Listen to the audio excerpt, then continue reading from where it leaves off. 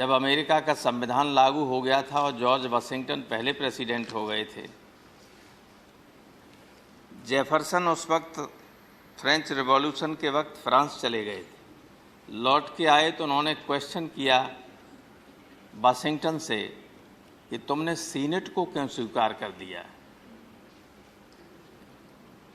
वहाँ का दूसरा सदन है। और जब ये कह रहे थे तो चाय पी रहे थे खड़े हुए। तो उस वक्त जेफरसन ने अपनी चाय कप से प्लेट में की और प्लेट से चाय को पीने लगे।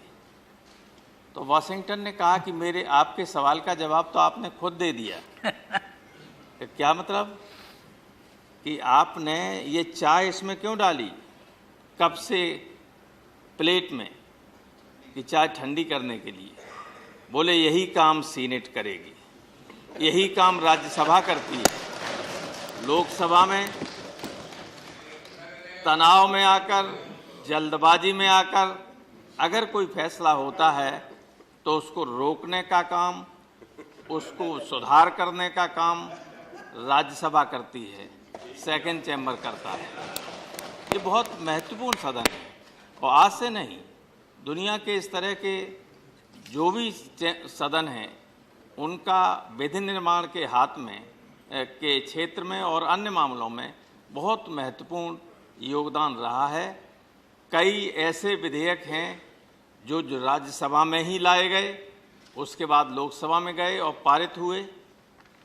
तो एक बहुत महत्वपूर्ण सदन होने के नाते और सदन का मेंबर होने के नाते जब कोई यहाँ से रिटायर होता है और जाता है तो दुख होना स्वाभाविक है। और इसलिए भी कि हम आज जब सदन चलता है तो हमने आपस में लड़ते भी देखा है एक दूसरे को, और यहाँ से निकलते ही जैसे लॉबी में पहुँचते हैं, हंसने लगते हैं, सेंट्रल हॉल में बैठ के साथ चाय पीते हैं और गप मारते हैं और फिर आके अपनी अपनी बात, अपने अपने कर्तव्य, अपने अपने निर्णय के मुताबिक, बल्कि जो हमारे क्रियाकलापों को बाहर देखता है उन लोगों को भी सीख देता है कि अगर कोई मुद्दा है बहस का तो बहस कीजिए, लेकिन जब बहस ख़त्म हो जाए तो वो चीज़ दिल से निकाल दीजिए और एक दूसरे के साथ प्यार से रहने का काम कीजिए। मेरी कामना है, एक चीज़ मैं और कहना चाहता हूँ एक सेकेंड में, कि माननीय प्रधानमंत्री जी यहाँ बैठे हुए हैं। संसद को और राज्यसभा के लोगों को आम तौर पर इस बात की चिंता है कि जो हमारा अधिकार क्षेत्र है उसमें हिंदुस्तान की न्यायपालिका अनावश्यक हस्तक्षेप करती जा रही है और हमारे अधिकारों पर का इंक्रोचमेंट कर रही है। इस पे आज नहीं तो कल, हमें नहीं तो आने वाले लोगों को सोचना पड़ेगा, क्योंकि संविधान ने हमें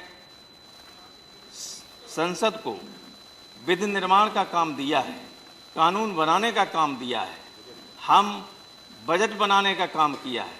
हम कैसे बजट को बनाएंगे, कैसे मनी का एलोकेशन करेंगे, ये हमारा काम है, ये न्यायपालिका का काम नहीं है। अगर ये काम न्यायपालिका करने लगेगी तो फिर संसद का क्या मतलब रह जाएगा, क्या औचित्य रह जाएगा।